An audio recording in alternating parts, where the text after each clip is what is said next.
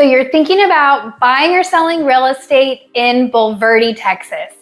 In this video, Steve and I are going to give you the pros, the cons, the good, the bad, the ugly, and everything in between on Bulverde, Texas.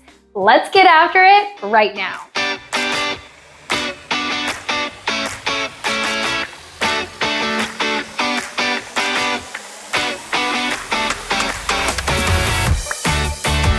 If this is your first time to our channel and you would like to know everything there is to know about living in San Antonio and its surrounding areas, make sure you subscribe or tap the bell for notifications to ensure that you are one of the first to be notified when we bring you new market updates.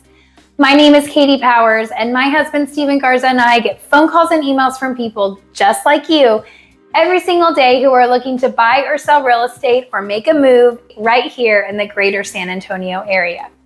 Whether you're 6 days or 6 months away from making that move, we would absolutely love to hear from you. All of our information is listed right below in the description box, and Steve and I would be honored to be your realtors of choice. Now let's dive in to the top 4 pros for living in Bulverde, Texas. Pro number 1, location. Now the location of Bulverde is wonderful. You're sitting north of San Antonio, right off 281. This freeway has already been completed on expansion. So there's no construction on 281, which honestly is beautiful. You have very few stoplights. It's really just a straight shot from San Antonio into Bulverde, Texas. You're only about 10 to 15 minutes away from North San Antonio, and you're really only 10 minutes away from Canyon Lake and 15 to 20 minutes into Boerne. So you're really just in the hill country, but minutes away from city life. That is a huge benefit. And as one of my clients said, they wanted to live in the country, but still be able to DoorDash. And Bulverde is one of those cities. You can be in the country, have a beautiful view of the hill country, and still be able to get on your app and have food delivered and groceries delivered. So a really, really great benefit. Pro number 2, Bulverde is a small community, and I'm sure they want to keep it that way. There is a lot of growth in the region, but today it's still considered a very small community, tight-knit community where you come across the same people daily when you're at your grocery store. And so with it being a small community, it just has that feel of small community. I know this very well growing up in Boerne in the 80s and 90s, where everyone knew everyone. You know, you knew your neighbors, you saw people you knew at the grocery store. Bulverde is just that, a small community that they want to keep small and enjoy that small town feeling of being in a small town and being 15 minutes right outside of the big city with all the restaurants. So if you're looking for that small town feel, but still want the convenience of the large city on weekends where you can drive in and eat at restaurants and go shopping, Bulverde is that community for you. Pro number 3. Great ratings on the schools. In Bulverde, you are in Comal County, and the schools are in the Comal ISD. All of these schools are rated really well, but if you look at the schools routed for Bulverde, Texas, they all are an A to A+ rating according to niche.com.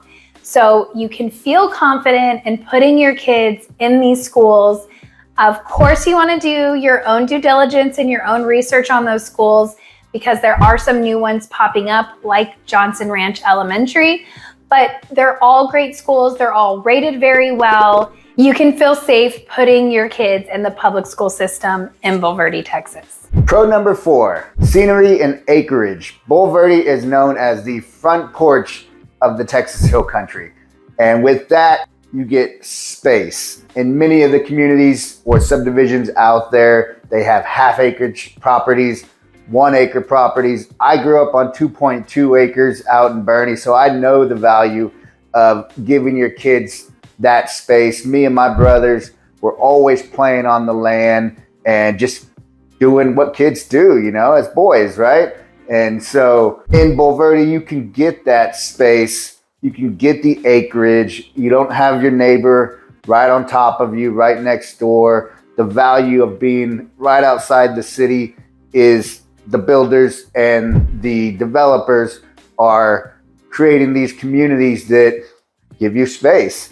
And with space, you get a little bit more privacy and the ability to just kids go run and play, ride their bikes, go kart. If you have acreage, that was always fun growing up. And so with that, you get space, which equals happiness in my book. I love space. I wish I had it today. It's a goal for my kids one day. I want to grow them up on 1 acre of land. That's all I really need. Trying to maintain 2.2 acres was tough for my dad. He had free labor with 3 boys, but we still couldn't maintain it all. But if you get a 1/2 acre or 1 acre property and it's flat and usable, you can raise your kids and let them feel the benefit of nature versus always being on their computers or Xbox. This brings us to con number 1. With space comes cost. The cost of real estate out in Bulverde is not the cheapest, right? If you want space, you want that acreage, that 1/2 acre, and you want a nice home to raise your family in, it's gonna cost you. The cost of real estate is definitely a con, but with the cost, you do get that space and that beautiful, gorgeous home with your neighbors not right next to you. So unfortunately, our con number 1 is the cost of real estate out in Bulverde. If you are curious to know what the cost of real estate is out there, check out our Bulverde vlog or the map video that Katie does for Bulverde. She goes over real estate costs out in that region of San Antonio. So it's a good way just to learn the area and learn the cost and what you get with that cost out in Bulverde. Con number 2, really not a whole lot of nightlife and very few restaurants.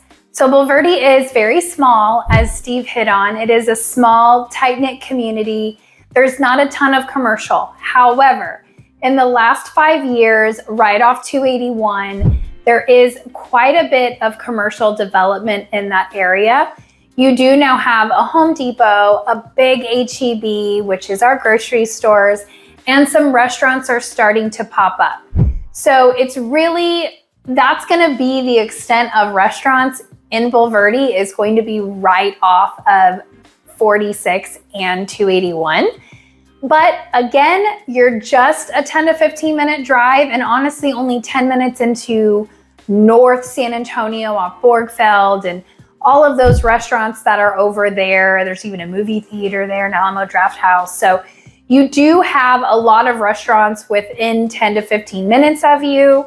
But if you're looking to have something, you know, a mile down the road, Bulverde's not going to have a lot of options when it comes to that. Again, it's a small town, so really no nightlife. Things are going to be closing relatively early. You're not going to have like restaurants staying open till 2 in the morning. Most of them are going to close around midnight. So just something to keep in mind. If you're wanting nightlife, you will have to drive to it. Con number 3, employment. With Bulverde being such a small town and a tight-knit little community, you don't have those high-paying jobs in Bulverde. Like Katie mentioned, there's just not a lot out there, right? And a lot of it does close early. And so if you are looking to have that high-paying job to afford that cost of real estate, you're gonna have to drive. Unless you work from home, but generally, if you're looking for that big paycheck per month, you're gonna have to commute into San Antonio, which means time behind the steering wheel, which also means time away from your family.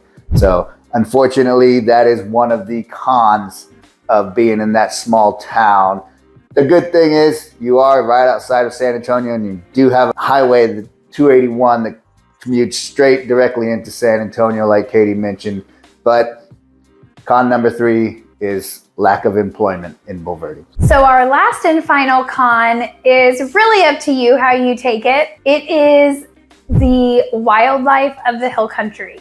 So when you live out in the hill country and you are away from the city, You need to drive slow because the deer are going to be crossing the streets. They don't think about cars because it's their land, right? So something, if you are not from Texas or not from the hill country or, you know, non-urban areas, you'll just want to drive slow, especially at dawn and dusk. They are active critters and they will definitely jump out in the street in front of you. You also will have, as we say here in Texas, everything's bigger in Texas. So bugs, mosquitoes are a big thing, especially as of late because we've had quite a bit of rain. These suckers are big.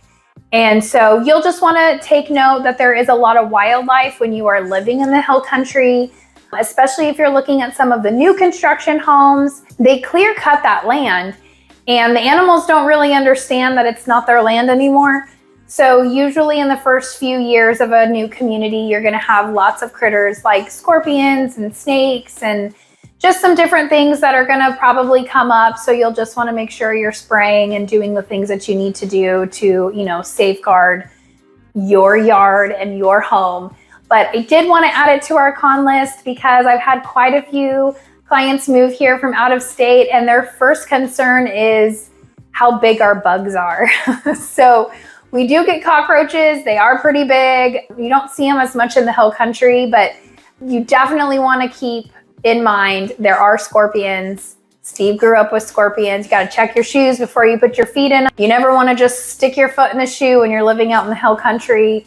The scorpions like to find dark, damp places. So just thought I would throw that out there. If you have any questions about that, this is not here to make you have any fear of this. All of this is easy to overcome. So if you have any questions, reach out to Steve and I. All of our information is listed right below, and we would absolutely love to answer any of your questions, alleviate any fears you may have, and expand on any of the topics that we discussed here. Hope this was helpful, and we look forward to hearing from you, and we will see you guys on the next one.